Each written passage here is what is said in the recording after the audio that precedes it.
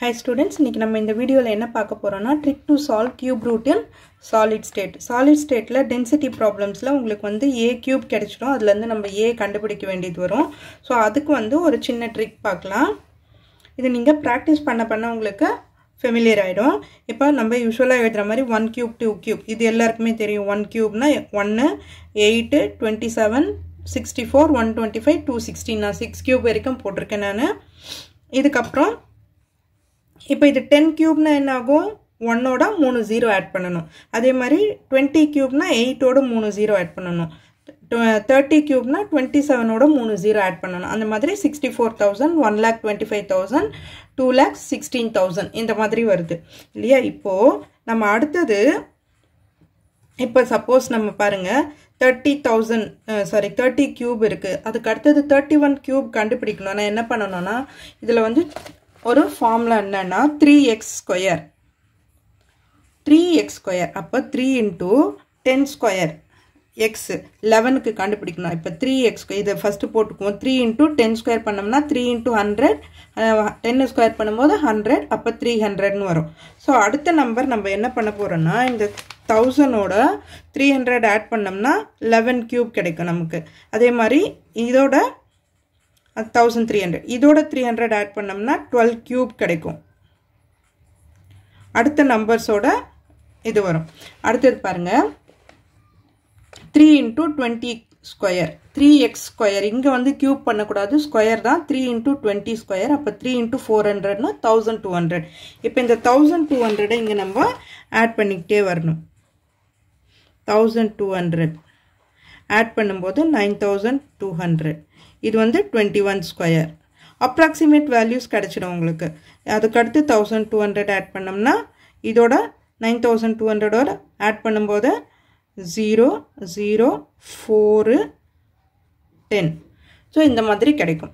அடுத்து பாருங்க 3 into 30 square பண்ணா 3 into 900 30 square பண்ணும்போது 900 2700 இதுக்கு நம்ம ரவுண்ட் ஆஃப் பண்ணிக்கலாம் 3000 அப்ப கால்குலேஷன் கொஞ்சம் ஈஸியா இருக்கும் நமக்கு.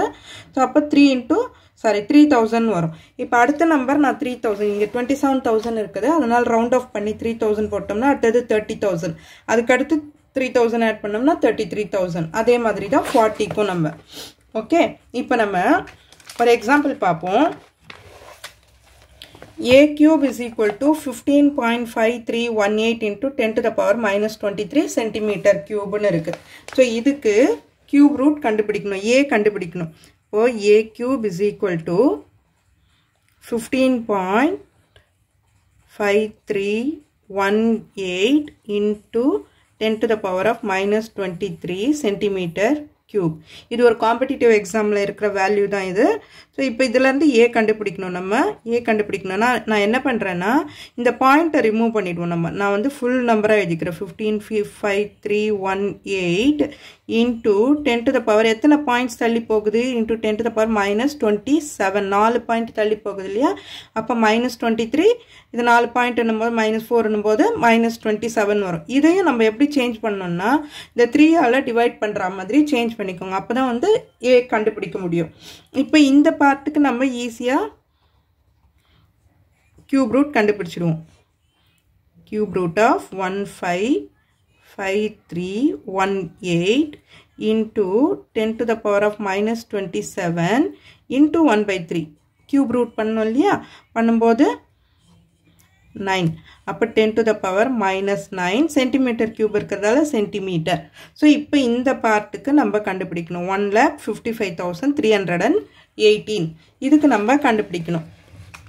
இப்போ இதுக்கு எப்படி கண்டுபிடிக்க போறோம் அப்படினா பாருங்க 1,55,318 இத நான் 1,55,000 எடுத்துக்கிறேன். ரவுண்ட் ஆஃப் பண்ணி எடுத்துக்கிறேன். இப்போ இந்த நம்பர் 1,55,000 எங்க இருக்கு? எது ரெண்டு நம்பருக்கு நடுவுல இருக்குன்னு பாத்துக்கோ நம்ம.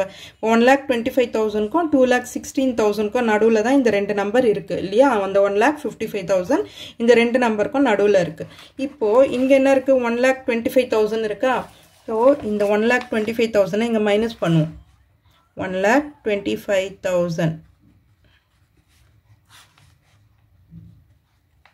30,000 எவ்வளோ டிஃப்ரென்ஸ் வருது நமக்கு 30,000 டிஃப்ரென்ஸ் வருது அப்போ இங்கே பார்த்தீங்கன்னா ஒன்று இங்கே 51 கியூப் இங்கே இதுக்கு 51 கியூப் இல்லையா 7,500 டிஃப்ரென்ஸ் அப்போ எத்தனை 7,500 ஆட் பண்ணிங்கன்னா உங்களுக்கு இந்த 30,000 வரும் 7,500 + 7,500னா 15,000 ஆயிடுது அப்போ 4 டைம் பண்ணும்போது நமக்கு என்ன கிடைக்குது 30,000 கிடைச்சிச்சு 4 டைம்னா அப்போ 51 52 53 54 கியூப்னு வந்துடும் ஸோ 54 கியூப்